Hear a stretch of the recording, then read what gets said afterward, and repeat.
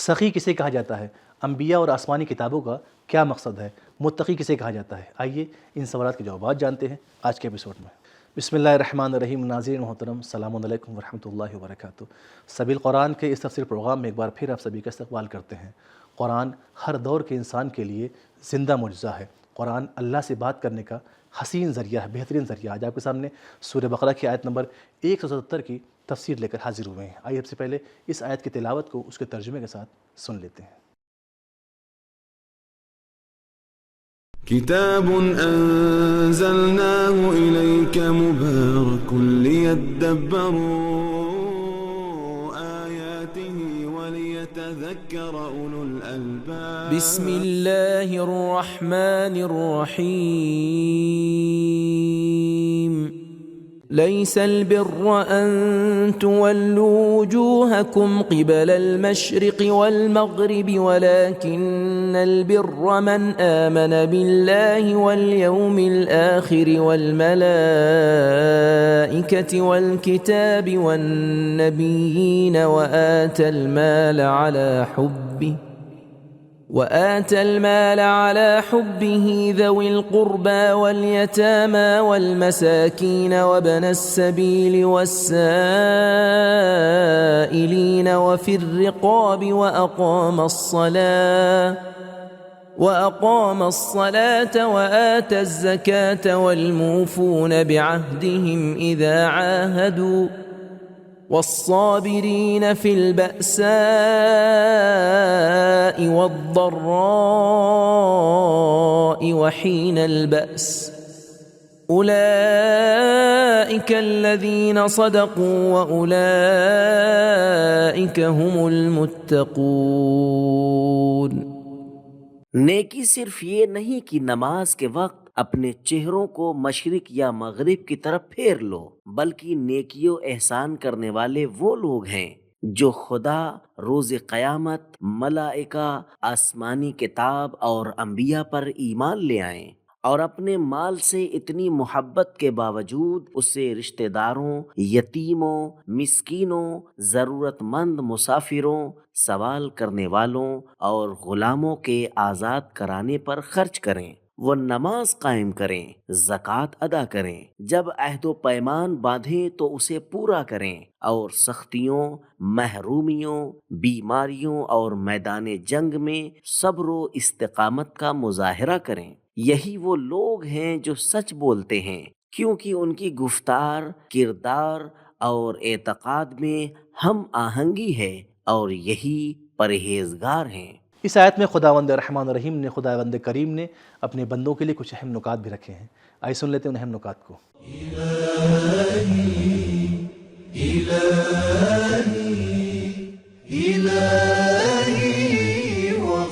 کلمہ برہ کے معنی نیکی ہے۔ جو شخص بہت ہی نیک ہو تو اسے بر کہتے ہیں کہ یہ سراپا نیکی ہے۔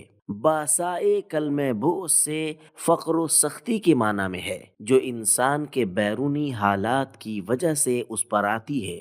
ذرہ ایسی درد اور بیماری ہے جو انسان کو اندرونی طور پر تکلیف دیتی ہے اور دباؤ کا شکار کرتی ہے۔ حین البعث جنگ و جہاد کا وقت ہے۔ آیت 144 میں ہم نے پڑھا کہ قبلے کی تبدیلی کی بات ہر جگہ موضوع سخن تھی، تو اس آیت میں کہا کہ کیوں اصل دین کے بجائے جو خدا پہ ایمان، قیامت، اچھے کام کرنا ہے اسے چھوڑ کر اختلافی بحث میں کیوں پڑ گئے ہو۔ یہ آیت قرآن مجید کی جامع ترین آیت ہے، کیونکہ اعتقادی، عملی و اخلاقی باتیں اس میں بیان ہوئی ہیں۔ تفسیر المیزان میں حضرت رسول خدا صلی اللہ علیہ وآلہ وسلم سے منقول ہے کہ فرمایا، جو شخص اس آیت پر عمل کرتا ہے اس کا ایمان کامل ہے۔ اس آیت میں 15 نیک صفتوں کا ذکر 3 عنوان ایمان، عمل اور اخلاق کے تحت کیا گیا ہے۔ ایمان کے ذیل میں خدا پر ایمان، فرشتوں، انبیاء، قیامت اور کتب آسمانی پر ایمان کا بیان ہے۔ عمل کے حصے میں عبادی مسائل جیسے نماز، اقتصادی مسائل جیسے زکوٰۃ اور اجتماعی مسائل جیسے غلاموں کو آزاد کرنا جنگی مسائل جیسے میدان جہاد میں صبر سے کام لینا، نفسیاتی اور روحانی مسائل جیسے مشکلات میں صبر کرنے کے بارے میں بیان کیا گیا ہے۔ اسی طرح اخلاقی پہلو کے حوالے سے وعدہ پورا کرنے، مادی چیزوں سے دل نہ لگانے اور فقراء سے محبت و شفقت سے پیش آنے کے بارے میں ارشاد کیا گیا ہے۔ خدا پر ایمان انسان کے اندر حق کے سامنے تسلیم ہو جانے کی صفت پیدا کرتا ہے اور طاغوت کے سامنے نہ جھکنے کی جرأت پیدا کرتا ہے۔ قیامت پہ ایمان انسان کی نگاہ کو وسیع کرتا ہے اور اس کی ہمت کو بڑھاتا ہے۔ ملائکہ کے وجود پر ایمان ماورائے طبیعت کے نظم پر ایمان کا سبب ہے۔ انبیاء پر ایمان تاریخ میں ہمیشہ جاری رہنے والے سلسلے ہدایت پر ایمان اور وحی کے رابطے پر ایمان کا سبب ہے۔ یہ دلیل ہے کہ دنیا میں انسان آوارہ اور بغیر کسی پروگرام کے نہیں بھیجا گیا ہے۔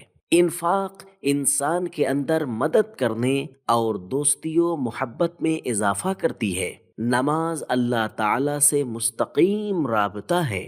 زکوٰۃ معاشرے کے محروم اور پسے ہوئے لوگوں کی مشکلات دور کرنے کا پروگرام ہے۔ وعدہ پورا کرنے سے رابطے مستحکم و مضبوط ہوتے ہیں۔ صبر کی صفت انسان کی روح اور نفسیات کو نرم کرتی ہے۔ تفسیر مراغی ذیل آیت آت المال علی حبہ، اس جملے کے 3 طرح کے معنی کیے گئے ہیں۔ کسی کو مال دینا اس سے محبت کی وجہ سے، کسی کو مال دینا خدا سے محبت کی وجہ سے، کسی کو مال دینا فقراء سے ہمدردی اور محبت کی بنا پر۔ تمام کمالات کی بنیاد صبر ہے۔ قرآن مجید نے جنت میں جانے کا ایک سبب صبر بتایا ہے۔ ارشاد ہوتا ہے اولئک یجزون الغرفۃ بما صبروا، یعنی ایسے لوگوں کو صبر کی وجہ سے جنت میں بڑا مقام عطا کیا جائے گا۔ سورہ فرقان آیت نمبر 57۔ یا یہ کہ فرشتے اہل بہشت سے کہیں گے سلام علیکم بما صبرتم، تم پر سلام ہو اس لیے کہ تم نے صبر سے کام لیا۔ سورہ رعد آیت نمبر 24۔ اسی طرح الہی راہبروں کے بارے میں کہتا ہے جعلنا منہم ائمۃ یہدون بامرنا لما صبروا، ہم نے انہیں لوگوں کا پیشوا بنایا کیونکہ وہ صبر سے کام لیتے ہیں اور ہمارے امر کی ہدایت کرتے ہیں۔ سورہ سجدہ آیت نمبر 24۔ ان آیتوں کی طرح روایتوں میں بھی ہم دینی تعلیمات کے بارے میں پڑھتے ہیں۔ عقل مند وہ نہیں ہے جو خیر کو شر سے پہچان لے، عقل مند وہ ہے جو 2 برائیوں میں سے اچھائی کو پہچان جائے۔ بہار جلد نمبر 78 صفحہ نمبر 6۔ علم بہت زیادہ سیکھنے سے حاصل نہیں ہوتا، حقیقی علم اللہ کا نور ہے جو دلوں پر نور افشانی کرتا ہے۔ بہار جلد نمبر 1 صفحہ نمبر 225۔ بڑائی ظاہری طور پر آراستہ ہونے میں نہیں ہے بلکہ آرام اور پروقار رہنے میں ہے۔ بہار جلد نمبر 1 صفحہ نمبر 106۔ سخی وہ نہیں جو ہر جگہ اور بلا وجہ انفاق کرے بلکہ سخی وہ ہے جو ہر اس جگہ انفاق کرے جہاں خدا کی خوشنودی ہے۔ بہار جلد نمبر 71 صفحہ نمبر 352۔ بہت زیادہ نماز و روزہ کرنا ہی عبادت نہیں ہے بلکہ خدا اور اس کے آثار کے بارے میں غور و فکر کرنا بھی عبادت ہے۔ بہار جلد نمبر 71 صفحہ نمبر 325۔ وہ شخص جو سچے اور حقیقی راہبر سے محروم ہو جائے اس سے زیادہ یتیم ہے جو اپنے ماں باپ کو کھو دے۔ بہار جلد نمبر 108 صفحہ نمبر 171۔ تقوی کو کمال تک پہنچانے کے لیے انفاق راہ خدا میں خرچ کرنا ضروری ہے، خواہ یہ واجب ہو یا غیر واجب ہو۔ بعض لوگ ایسے ہیں جو مختلف مواقع پر مستحقین کی امداد کرتے ہیں لیکن اپنے واجب حقوق و فرائض کو ادا نہیں کرتے۔ بعض وہ ہیں جو اپنے واجب حقوق خمس و زکوٰۃ کو ادا کرتے ہیں لیکن فقراء و مساکین اور معاشرے کے محروم طبقوں سے لا تعلق ہو جاتے ہیں۔ اس آیت میں صحیح معنوں میں نیک، مومن اور متقی اسے کہا گیا ہے جو اپنے واجب حقوق ادا کرتا ہے جیسے زکوٰۃ وغیرہ اور مستحب امور پر بھی خرچ کرتا ہے۔ یہی وجہ ہے کہ روایات میں ہم پڑھتے ہیں کہ دولت مندوں کے مال میں زکوٰۃ کے علاوہ بھی محرومین کا حق ہے۔ تفسیر قرطبی و روح المعانی۔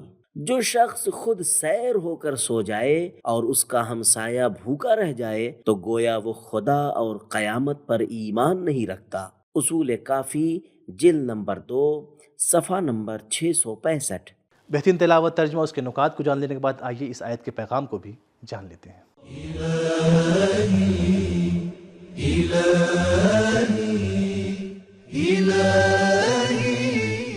نمبر 1، ہمیں دین کی بنیادی اور اساسی باتوں کو چھوڑ کر صرف نعروں اور ظاہری باتوں پر ہی اکتفا نہیں کرنا چاہیے ورنہ ہم اصل مقاصد سے دور ہو جائیں گے۔ نمبر 2، انبیاء اور آسمانی کتب کا ایک مقصد لوگوں کی ثقافت و تہذیب کی اصلاح کرنا ہے۔ نمبر 3، ایمان عمل سے پہلے ہے۔ نمبر 4، تمام انبیاء اور ملائکہ پر ایمان کے ساتھ خدا پر ایمان اور روز قیامت پر ایمان بھی ضروری ہے۔ نمبر 5، لوگوں سے رابطہ حادثات اور مشکلات میں اجتماعی تعاون کے ساتھ ساتھ خدا سے رابطہ بھی رکھنا ضروری ہے۔ نمبر 6، سارے نیک کام خدا پر ایمان کے سائے میں پروان چڑھتے ہیں۔ نمبر 7، اسلام میں انفاق کا مقصد صرف بھوکوں کو کھانا کھلانا نہیں ہے بلکہ مالداروں کا مال دنیا سے اچاٹ کر دینا ہے۔ نمبر 8، نیک کام انجام دینے والے لوگ اپنے مال و دولت کو خوشی اور شوق سے خدا کی راہ میں خرچ کرتے ہیں۔ نمبر 9، انفاق کے حوالے سے قریبی رشتہ دار دوسرے ضرورت مند مستحقین کی بنسبت فوقیت رکھتے ہیں۔ نمبر 10، کسی سائل کو رد نہ کریں چاہے وہ فقیر، مسکین، غریب، مسافر یا رشتہ دار ہی کیوں نہ ہو، کیونکہ کلمہ السائلین علیحدہ استعمال کیا گیا ہے، والمساکین وابن السبیل والسائلین۔ نمبر 11، ایمان، نماز و زکوٰۃ اس وقت تک مکمل نہیں ہوتے جب تک جہاد در راہ خدا میں شرکت نہ کی جائے۔ نمبر 12، ایمان کے دعوے دار تو بہت ہیں لیکن حقیقی معنوں میں ایسے صاحبان ایمان بہت کم ہیں جو دین کی تمام باتوں پر عمل کرتے ہوں۔ نمبر 13، سچائی کی علامت یہ ہے کہ اپنے دینی فرائض کو ادا کیا جائے اور اجتماعی مسائل میں اپنی ذمہ داریوں کو پورا کیا جائے۔ نمبر 14، متقی وہ ہے جس کا عمل اس کے عقیدے کی تصدیق کرے۔ تو ناظرین، ہم نے جانا کہ سخی وہ نہیں ہے جو ہر جگہ بلا وجہ خرچ کرے، بلکہ سخی وہ ہے جو خرچ کرے تو اللہ کی خوشنودی کے لیے خرچ کرے۔ اور انبیاء اور آسمانی کتابوں کا ایک مقصد یہ ہے کہ انسان کی ثقافت اور تہذیب کی اصلاح ہو، اور متقی وہ ہے جس کا عمل اس کے عقیدے کی تصدیق کرے۔ تو ہمارا آج کا ایپیسوڈ ختم ہوا، ملتے ہیں اگلے ایپیسوڈ میں، تب تک کے لیے خدا حافظ۔ سبیل قرآن، قرآنی سماج کی پہچان۔